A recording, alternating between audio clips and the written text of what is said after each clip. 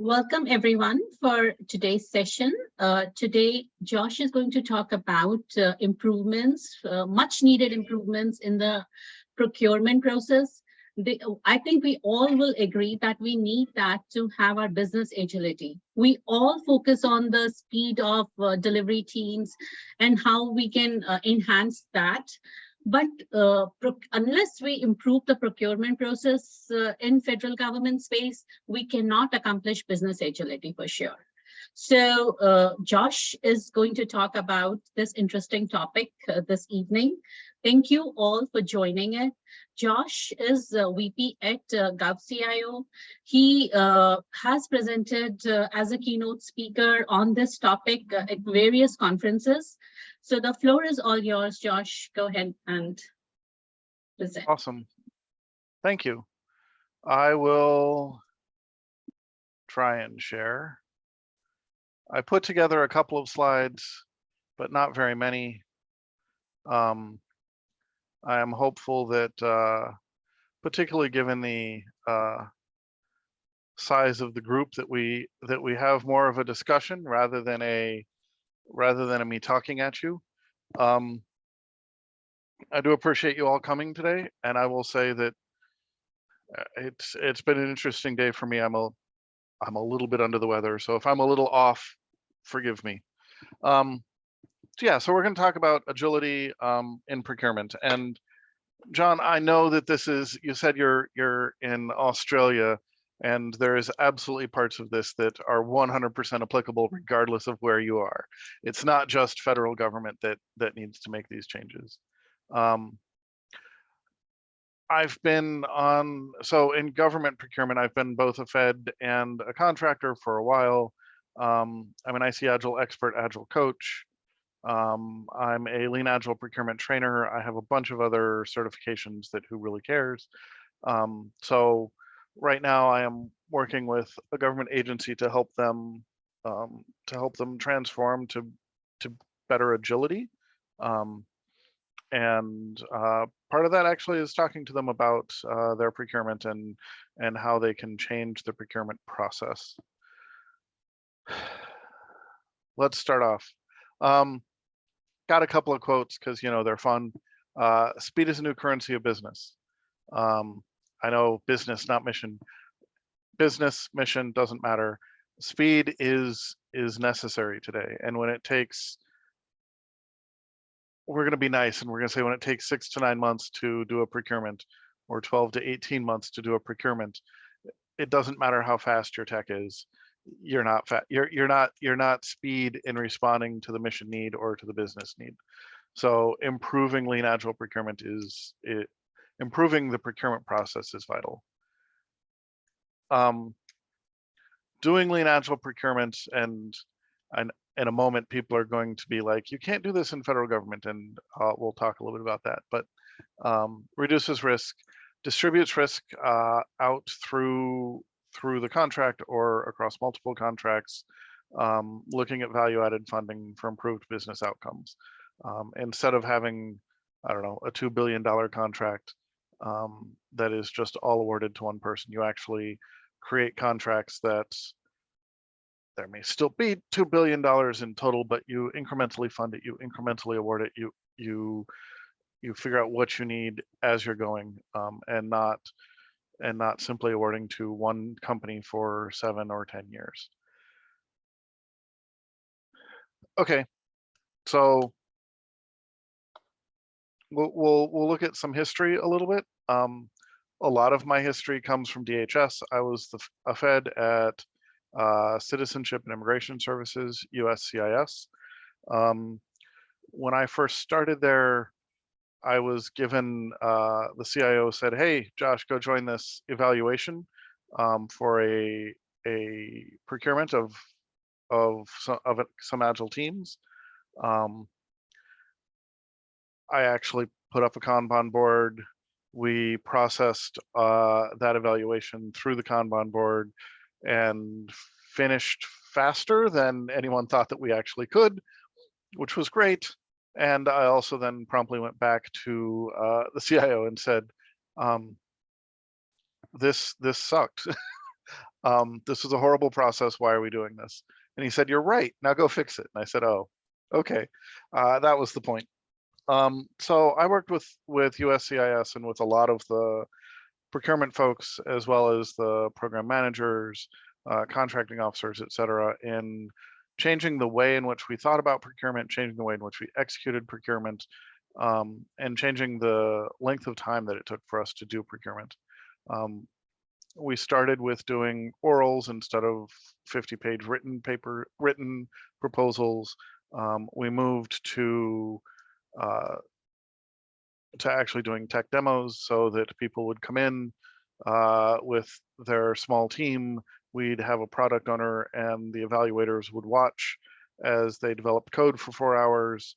And at the end, they gave a demo, and then we did code review on what they had developed during that period of time. Part of that was the firm belief that we wanted to evaluate their technical ability, not their ability to write. So while we did still have written pieces of the proposal, they were significantly shortened, a lot of them being less than 10 pages by the time that I left USCIS. So moving into those kinds of procurements, getting procurements done in 1 to 3 months rather than 6 to 9 or 12 or longer, significantly improved our ability to actually deliver good agile IT, honestly. One of the things that happened in doing that was actually that our procurement organization started really buying into the agile concepts, buying into retrospectives and experimentation, and they were often one of the most progressive groups, often pushing program managers to be more aggressive and to think more outside the box, rather than being an organization that kind of protected the way it has always been done. DHS created the PIL, the Procurement Innovation Lab.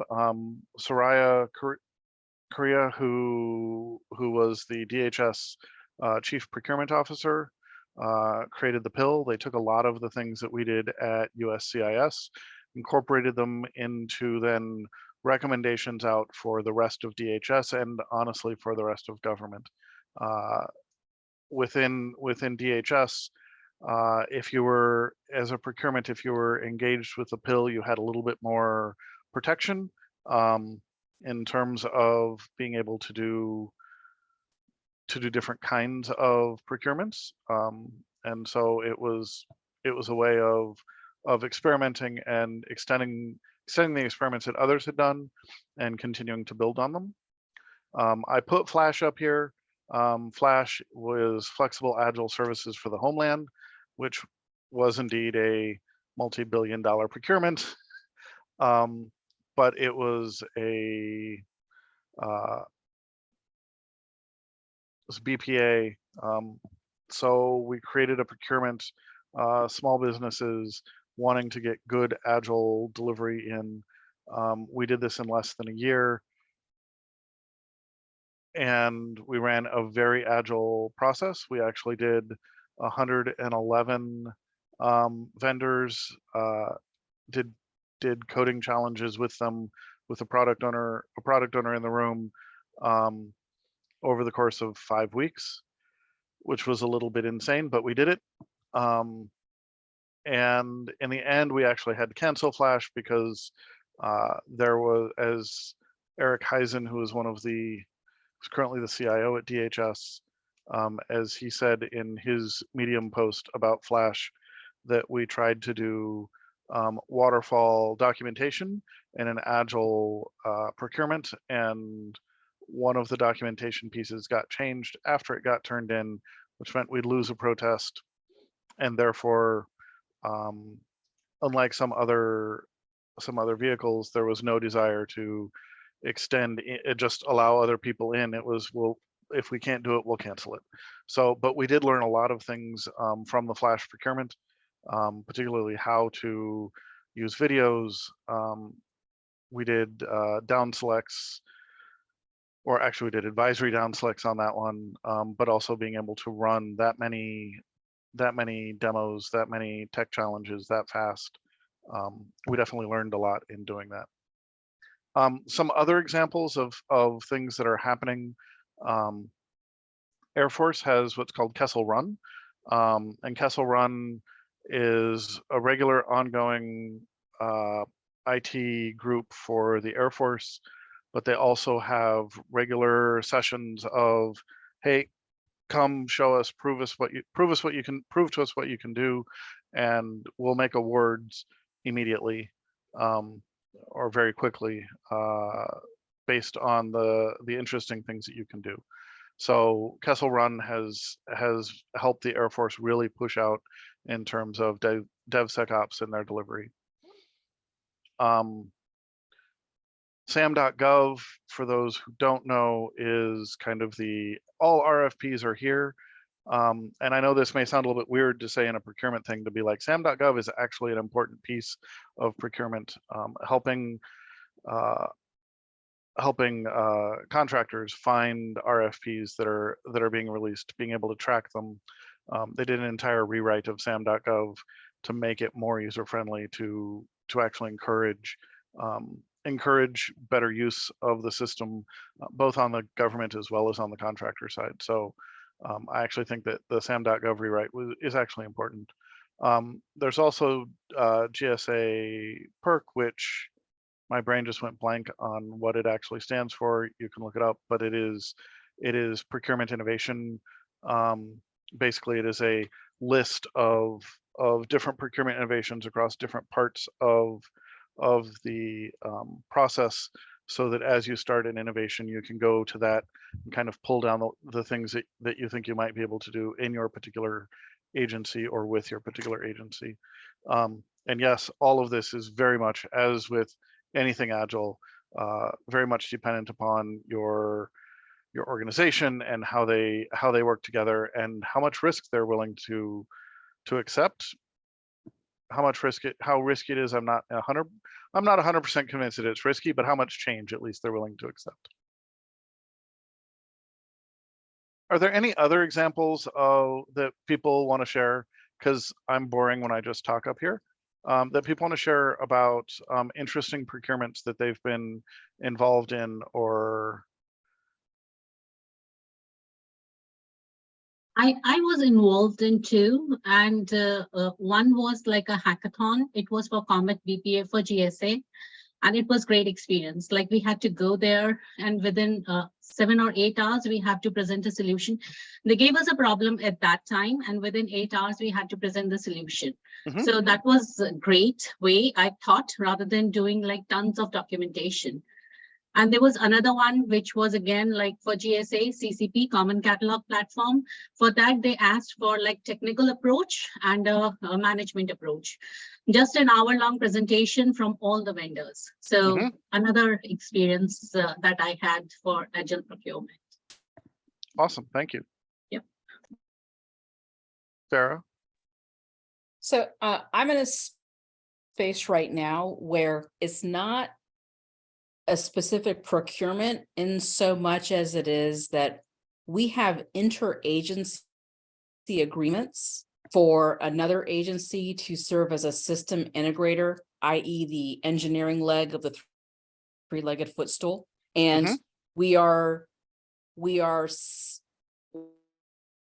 an agreement also with a separate agency to be our hosting and service provider. And this is a extremely complex, for all the wrong reasons, type of a program, because it's a complete mismatch of, it's like that, like you said earlier in your example about Flash, right? It's using waterfall, 30-year-old checklist rules that the federal government still follows to prove that people are doing work. And this completely misaligned with rapid, safe, secure development and delivery of value, faster, better, happier, right? So if anyone has any kind of a opinion about this, I'd love to hear it. because one of the biggest challenges we have around like the procurement topic is we are at the mercy of our partner agency's vendor that they have selected. And we do not have an opportunity. So if my program is the delivery/management leg, and we are in an interagency agreement with a different agency, they have their own contract with their vendor, and they simply say, okay, we're providing you with engineering services. And we understand agility, and they don't.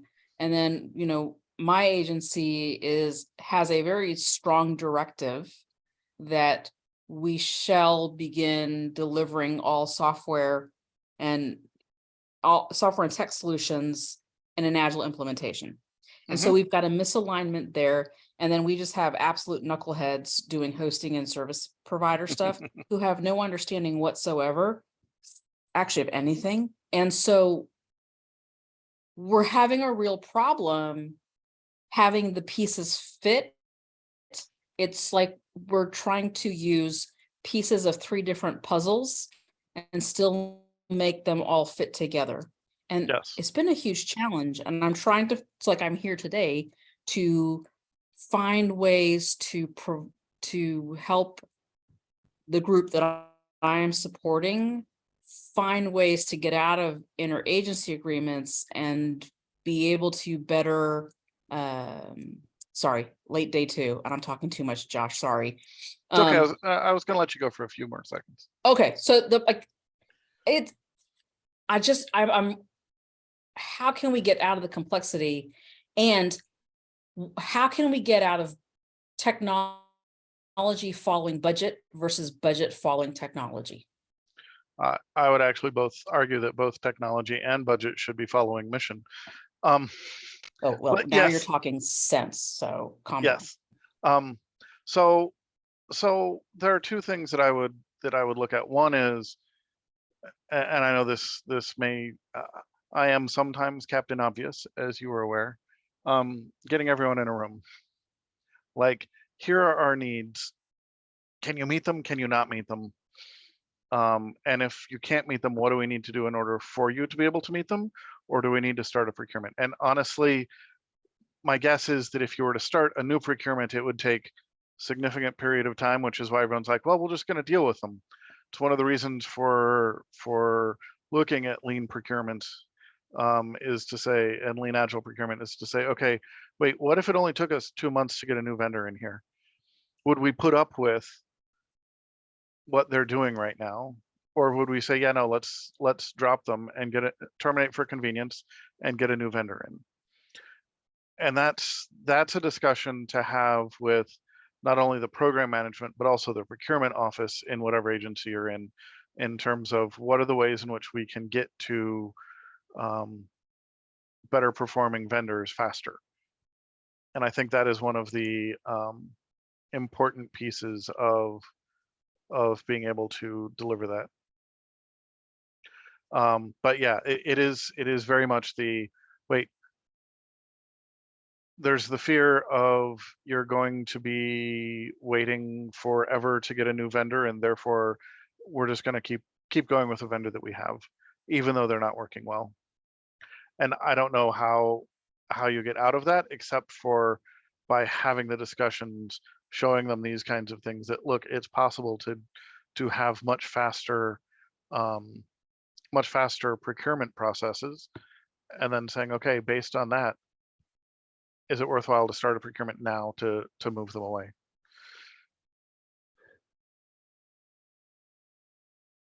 There we go. So I talked a little bit about who and where. I want to talk a little bit about how you do evaluation. And we've talked about most of these, so I'm not going to spend a lot of time here. But moving evaluation from, let me read a written thing, because generally there are lots of people who can write really well. There are fewer of them who can actually do the technical work. So making sure that you have ways of actually interacting. I much prefer orals that have an interactive element, either like Andrew was talking about, where you come in and, I mean, I've seen orals done where you come in and you're given a problem, you have to present your solution back out, or where we're asking questions and you have a short period of time to confer with your colleagues there to answer them, as opposed to orals that are, let me give you a deck and present it to you, and then there are no questions. Because I'm like, I may as well have just written something rather than actually, it's a little better than having written something because I actually get to see them, see how they talk, see whether or not they seem to actually know what they're talking about. Videos can be very useful. Code challenges, I'm personally a big fan of. Down select, I'll come back to confidence rating in a second. Down selects, I think, are important and very useful. There are two things as a, particularly within the federal government, that can happen with down selects. One of which is, rather than actually doing a down select, well, rather than actually saying you cannot continue, you do advisory down selects. We recommend that you don't continue because you have a very small chance of winning. You're allowed to continue if you want to. And the reason for doing that, honestly, is that an advisory down select cannot be protested. And so you give an advisory down select as a way of reducing the number of vendors who continue forward, but also of protecting yourself from now having to stop while you go and deal with a protest for the down select itself. If you're using written, that it's very short, 10 pages max. And then the one that I skipped is a confidence rating. Rather than strengths and weaknesses, and I know some of these seem a little weird, it really is a function of federal government in a little bit, and protecting yourself from protests. A confidence rating, it increases my confidence of your ability to deliver when you say X, Y, and Z. It's not the same as a strength or weakness. Instead, we're talking about my confidence as opposed to your actual strength. My confidence is a lot harder to protest than me saying that you have a strength or a weakness. So some of these are absolutely here as ways of protecting yourself from more protests. And I know that probably most of us are on the contractor sides who are like, well, we don't really want the protection for, yeah, we do. Most of the time protests are not successful unless there's something significantly wrong. So these are some ways of helping actually to make the procurement faster, as well as to protect it a little bit more from protests. And I'm going to go one more and talk. Oh, Bridget, did I successfully explain down select for you? Like you spoke around it, but not Okay. being in. So yeah, absolutely. So a down select, I issue a request for proposal, and then it's in multiple phases, generally 2, sometimes 3.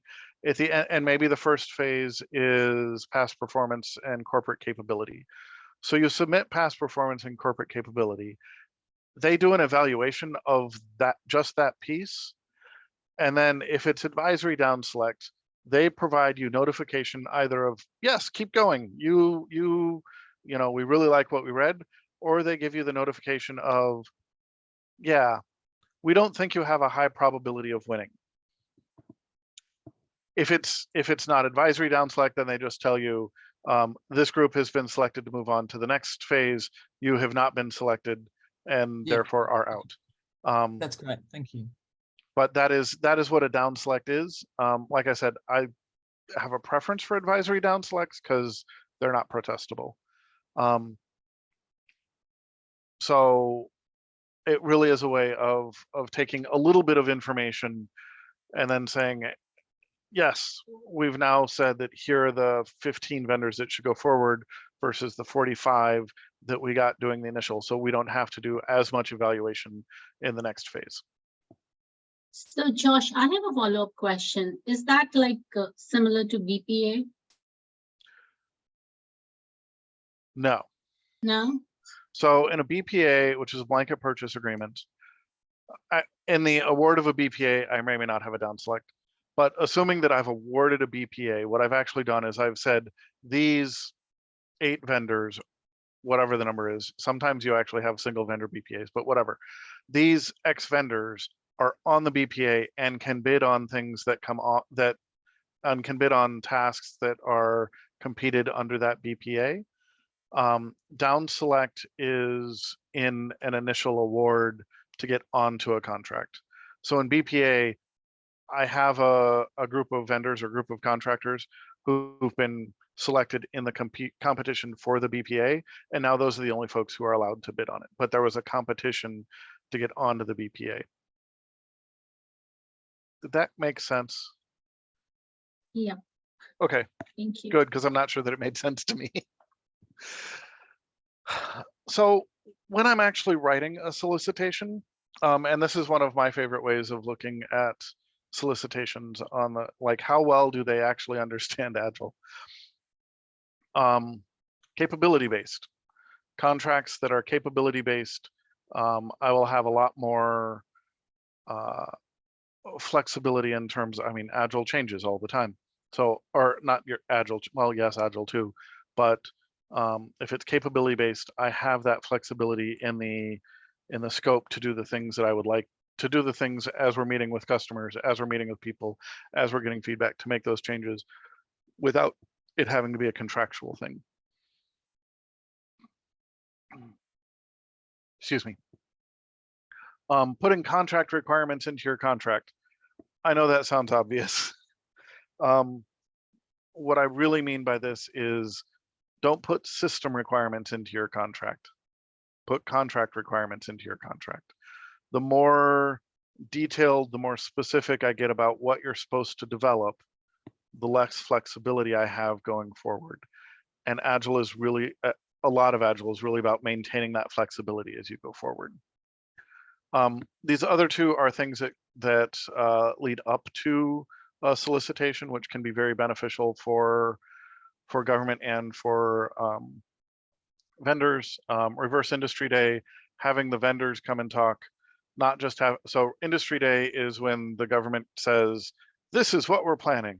Reverse Industry Day is when actually vendors come and talk, or contractors come and talk about what their capabilities are, about how they see the evolution of the agency, they see the evolution of the technology that they're using, to provide ideas and things that are from outside, in a very public forum, for the agencies to look at. We also have done speed partnering, where kind of like speed dating, but with contractors, where we knew that there were lots and lots of people who were looking to bid on things. And so we said, we're going to have a speed partnering session.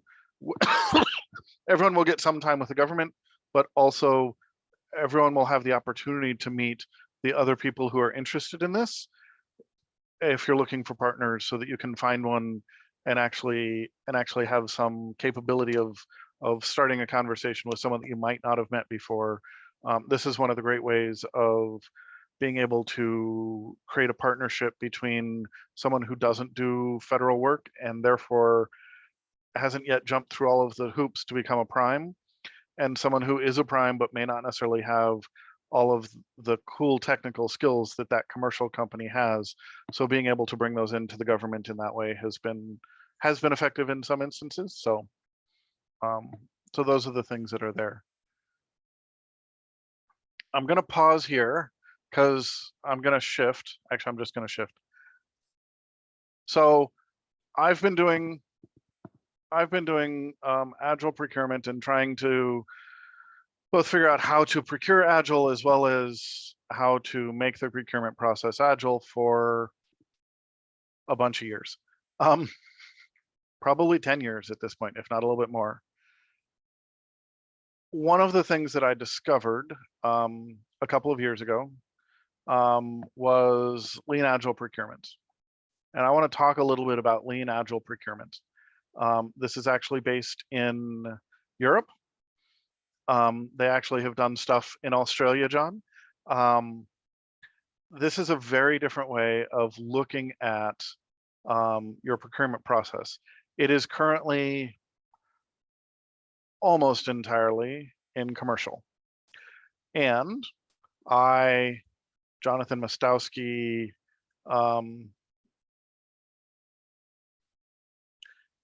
several others who my brain, so I'm working with Imogen, if people know Imogen, and a couple of others who are procurement folks, Mike Palmer, to look at lean agile procurement and how we can adapt and adopt some of these principles into federal government procurements. I've been really impressed. So Mirko Kleiner is the guy who runs the lean agile procurement group, whatever it is. And I've been very impressed with the stuff that they've done. So I wanted to divert from my standard, hey, here's all the agile government stuff, to actually talk a little bit about what's happening in procurement, that we can maybe start thinking about how do we shift some of this into the government as we go forward on making government procurements better.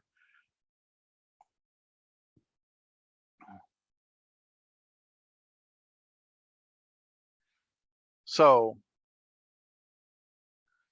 complex, so lean agile procurement. Yeah, I'll ignore I stole some of these slides. Lean agile procurement, just like all the stuff that I just talked about, is not for everything. We did, as part, when I was division chief at CIS, we did all of our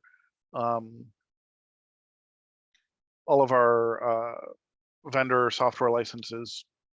That didn't need a lean agile procurement. That was very well defined process. We knew exactly what it was. It was figuring out exactly what was written and which is the best way of procuring these licenses. Commodity sourcing, source the things right, make it lean, and we did make it lean, but we didn't need a bunch of the experimental kinds of things that I was talking about earlier. I don't need to do a code challenge if I'm procuring Oracle licenses. I mean, we'd have a discussion about whether or not I need to use Oracle, but that's a whole different thing.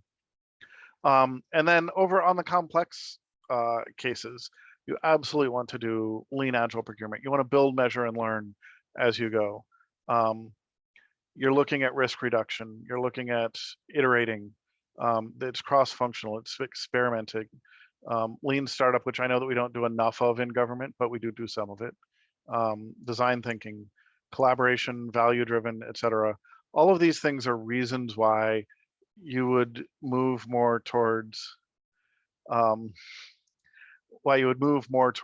a lean agile procurement kind of process. So it isn't oh, this is right and that is wrong. It's just like everything, any good agile coach will tell you it depends. So it depends, but they're moving into this lean agile procurement. I have been very impressed with.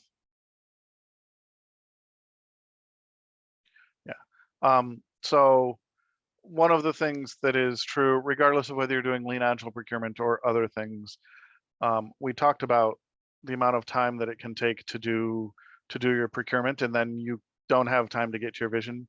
I know it's time to market, but meeting your goals for the mission, if it takes you too long to procure, you can't get there from here anymore. So we're looking at shrinking that. Days to weeks. Days might be hard for government to do.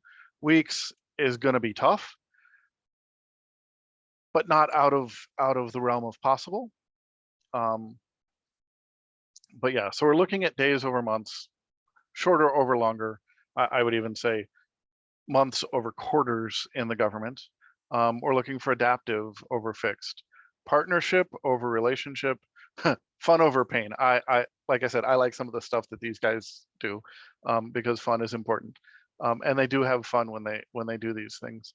But one of the things, kind of going to your point, Farah, of yeah, we have this relationship, and it is very regimented and very well defined, as opposed to we have a partnership with our procurement, with our vendor, and where we have the IAA, a partnership to actually make sure that we get value and that we get work out.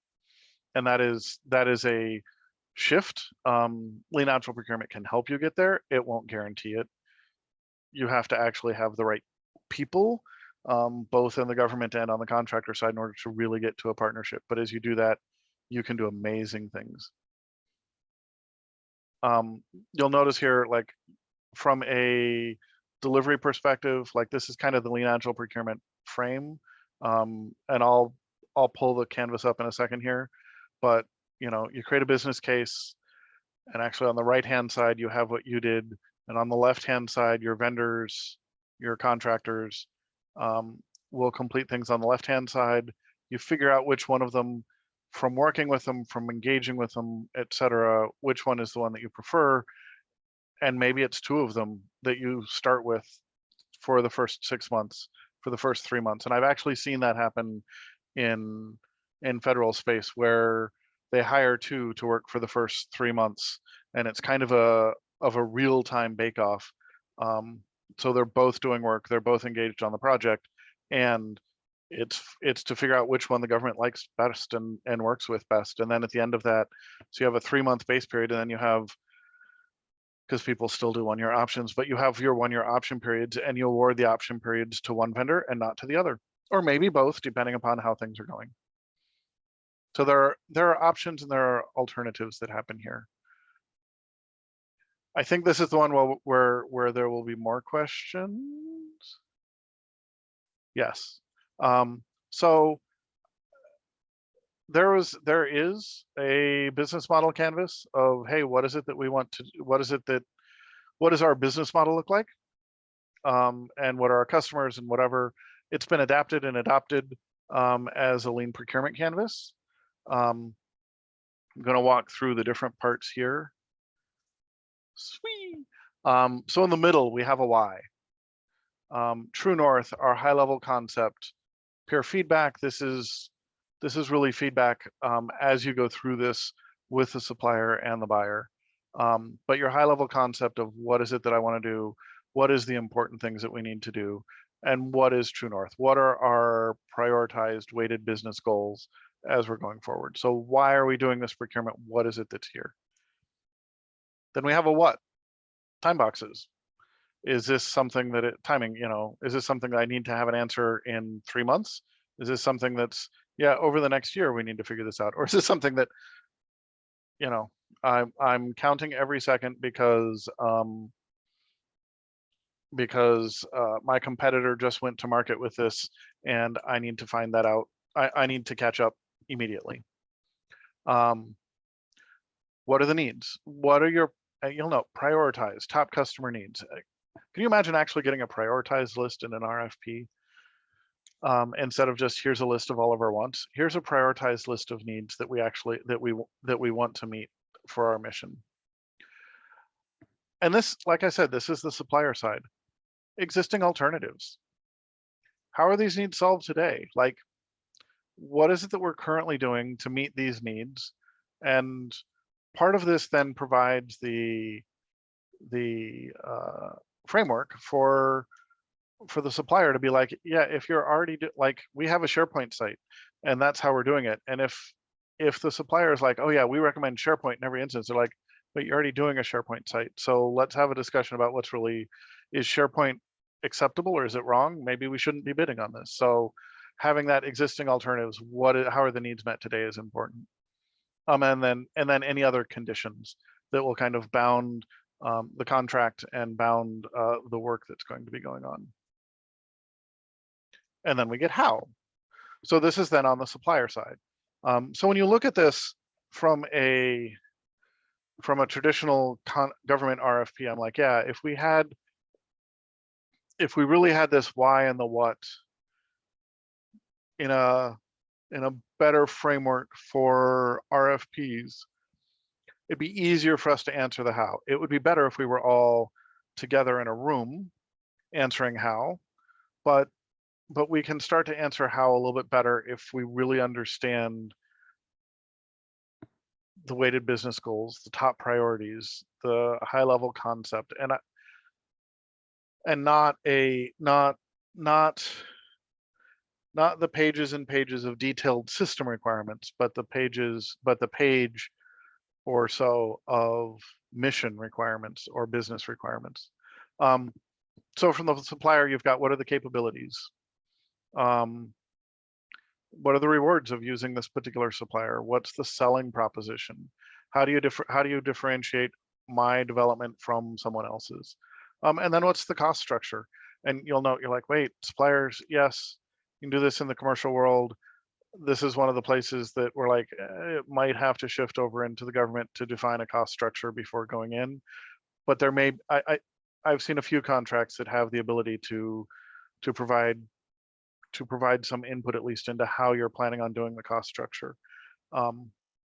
Whether you can always do it, different question. So this is the why, the what, and then really from the customer, the how from the supplier, and then the who, you'll note, is both the partner or the vendor and the company. Who are the people that are going to be on this team? What are these minds going to do? Who are they going to be working with on the company side or on the agency side in order to do this work? Defining that, making sure that we have people defined. This is a little bit like key personnel in a federal procurement, but not quite. And part of it is actually being very upfront about who are you working with? What are the skills of the people that you're working with in the agency or in the company? And what are the skills that we're bringing in our key personnel to make sure that they mesh, that we have a good complementary skills there. And I've gone a little bit over time, so I'm going to not read all of this. So application areas, incremental sourcing, iterative partner management. So I continue to engage, looking at the canvas as I go through with my partners. We assess with regular feedback groups, doing a retrospective. We ideally, and this is one that I'm really struggling with how I pull this into federal government, but I'd love to, co-creating the proposal or the contract, so that we actually have some discussions on what it looks like and how it looks. And then we also have, like, our agile transformation pieces by defining the people, by defining what it is that we're driving towards. Yes, everyone should have the lean procurement toolbox. Hey, success factors. These look like success factors of almost any agile implementation. Big group facilitation, product ownership, management buy-in, availability of team members, open-minded people, etc. So I don't think that this is surprising to anyone that for lean agile procurement, you want some of those same things. And I made it to the end and I only went a few minutes over. So first, if you would like to know more about LAP, shoot me an email. But also I'm actually going to teach lean agile procurement for government in October. That's the link when we send out slides, whatever. It will have that link in it. There's some other videos of me being more coherent in some of my talks about procurement. The other thing, if you are going to Agile 2023 in Orlando in a couple of weeks, I do have a 5-minute lightning talk on Monday, not on procurement, but on you can't smoke meat in sprints, and talking about things that need to be low and slow rather than sprinting. I think it's going to be a fun talk, but your mileage may vary. What comments, what questions? Do we still have time for questions? Toby, Andrew? Yes, we do Okay, have good. time for questions. We'll open up the floor for questions, guys. I saw one from Farah. Do you want to go ahead and ask that question?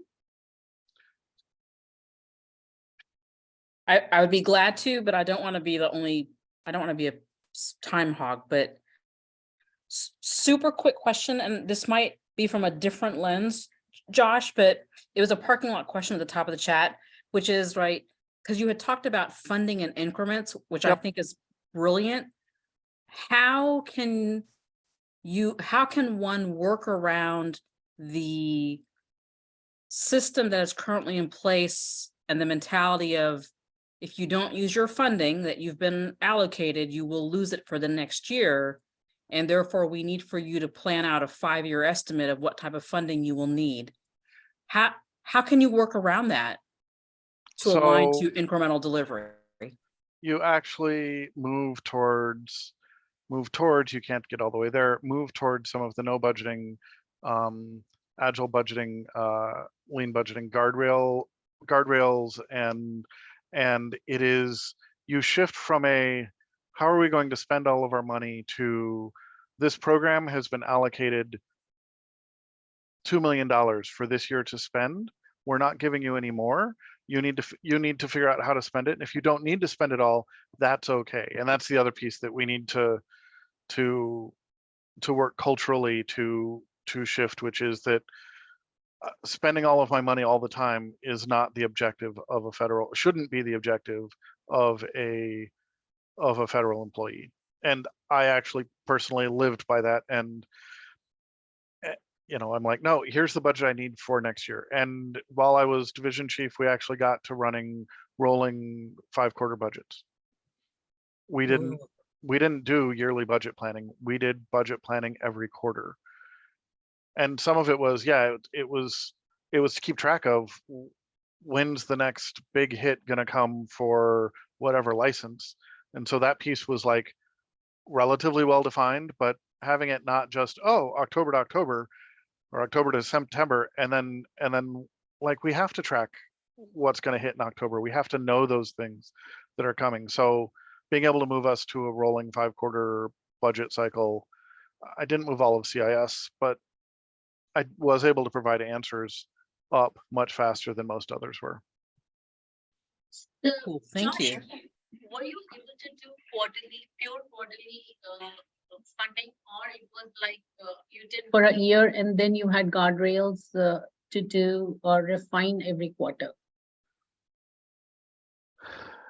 Yes. So even though we were running rolling 5 quarters, we didn't actually have allocation. Like our allocation was just like everyone else's allocation. So we were running it and we were kind of fudging it a little bit because we would get money at time X or time Y.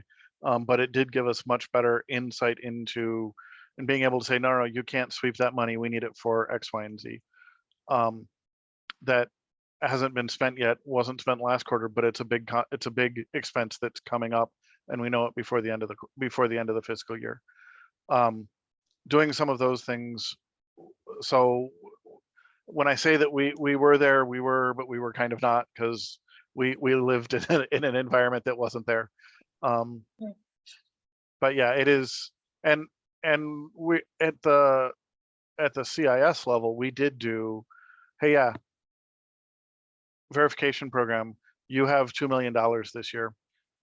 You need to figure out what the priorities are. You're not going to get more money because there's a constant and regular, I need more money. I'm like, no, you had a budget. You need to appropriately use that budget over the year, not just spend it all as fast as you can and then ask for more.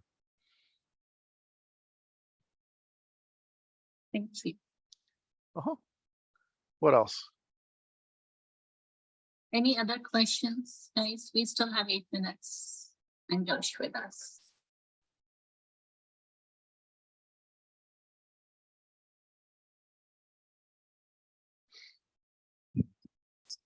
So you just said this is the pressure. You just said, yeah, you set a limit for the budget, and of course review quarterly. But sometimes, of course, things don't work out right because of market changes, or I would say, let's say, for example, inflation. Anything can happen. So you would still be flexible, right, to make adjustments. Yes. Part of the point is not allocating in the same, not being what's the word I'm looking for? Not being prescriptive and constraining in what money can be spent for. But it is definitely, yeah, absolutely. If there are changes that need to be made, you come, and there's a process in lean budgeting and no budgets that is, yeah, how do you ask for new money? How do you, when you have something that comes in that you hadn't thought about at all, brand new requirement, brand new mission need, business need, how do how do you deal with that? And there absolutely is that process, but it's not, it should be an exception rather than the rule. Okay, thanks. Makes sense. Of course. I have a question. I've always wanted to ask this question, but somehow never got the opportunity. Uh-oh. So Josh, you have served in high positions both on the government side and the commercial side. If you had a magic wand and you could change one thing on the government side of contracting and one side on the vendor side of adhering to contracts or responding to contracts, what would you change on either side? So on the government side, I would change the culture because it's going to be easy. No, but on the You have the government magic side, wand, so yes. yes, on the government side, I would change the willingness to experiment and to try new things. And I mean, even when things have already been tried, people are like, no, that won't work here. And I'm like, well, try it. On the contractor side, I would actually change the possessiveness. Everyone is very, I'm not going to share, I'm not going to share, I'm not going to share, even sometimes with their own partners. And I'm like, I think that there is value in greater transparency and visibility. Are there some things that absolutely need to stay in that? Like, there's a discussion to be had there. I mean, it's kind of like the discussion of should your salary be published? And there are pros and cons on both sides of that discussion that are significant. Same thing on the contractor side, but I would love for the default, for the preference to be towards transparency and sharing instead of I own this. Brilliant answers. Thank you, Josh. Thanks. Anju, over to you. We have 4 more minutes, guys. Any questions? I can ask a lot of questions. I know you can. So I do have one question. So agile transformation, as we know, right, is a long, tedious journey. And oftentimes it cannot be piecemealed into 2 years or 3 years. But oftentimes the agile transformation contracts do come out in that manner, right? And so let's say contractor A wins it and gets 3 years to do the transformation or the different activities related to transformation. But all of us on the call know that in 3 years, the transformation has not happened completely yet. It's come to a certain stage and it has to be pushed along further. And then at that point, that contract is over and contractor B comes in because contractor A did not win it for some reason. And that causes a lot of negative impact because some of the new things have to be started or the momentum is lost, etc., etc. Are there conversations or are there ideas which are work in progress right now to make transformation contracts slightly different? I don't know that they need to be. Okay. And there are 2 reasons that I say this. One is I firmly believe that you can't hire your transformation. If you can hire people to help, but if you are hiring people to drive your transformation, you will fail. You have to have feds who have the knowledge, who have the ability, who have the longevity through multiple contracts to continue to be there. We changed contracts in the middle of me being at USCIS. We went from MITRE to whatever the small company was, but they had partnered with Bob and Raj and Lightspeed. So I'm like, no, we'll take Lightspeed. But without having a federal person who understands, who can help to shape, you get Agile of the Month. and I think that's a problem. Yeah. So I don't think it's a problem with the contracts. I think it's a problem with there's not enough government positions like that and not enough government knowledge. You have a lot of people who have good knowledge, but not in that kind of transformation, coaching kind of way. So minor plug, NASA is currently hiring a coach as a Fed in Shenandoah's organization. I may or may not be bid as a PM on a very large contract being bid there. I'd love to have a good coach on the federal side. But regardless, I think that having more coaching knowledge on the Fed side is necessary in order to really have the success that we would want. Yeah, great point. And I think that is going to be so critical, because you have one point of contact, and irrespective of how many vendors come and go, you have that one person who's leading that. So that's awesome. All right, so with that, we are at 8 o'clock, and I want to say thank you to everyone who took the time on this beautiful evening to come and spend time with us at Loud and Agile Network. And on behalf of Loud and Agile Network, I want to say thank you to Josh. Josh has been a huge supporter of Loud and Agile Network ever since we had formed this. In fact, even before it was formed, I remember taking advice and guidance from Josh on this. So thank you, Josh, for always being there for us. And again, congratulations on your newer job. Looking forward to hearing about your stories from Agile 2023.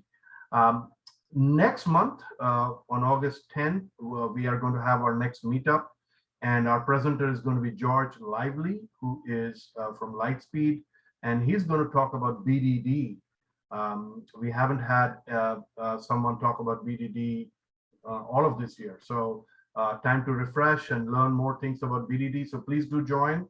I did drop a link in chat, and the event is already published, and tomorrow it will be on LinkedIn as well.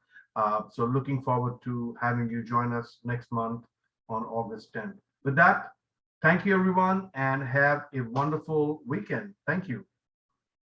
Thanks, you too. Thanks, everyone. Yeah. Thanks, everyone. Wonderful. Thank you. Yeah.